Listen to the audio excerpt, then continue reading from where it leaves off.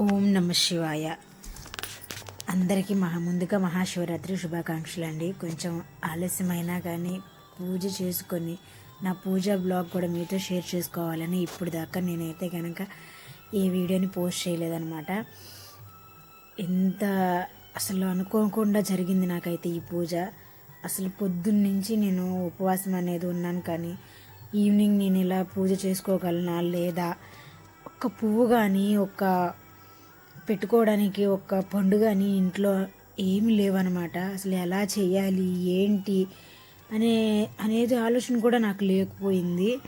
కానీ అన్నీ సడన్గా 5 నుంచి అన్నీ నాకు రెడీ అయిపోయినాయి. అందుకని ప్రశాంతంగా ఓం నమ శివాయ అనుకుంటూ ఆ శివలింగానికి పాలాభిషేకం చేస్తూ ఆ ముఖం పెట్టుకొని ఇలా చేసుకుంటాను. ఇలా చాలా అంటే చాలా బాగా జరిగింది.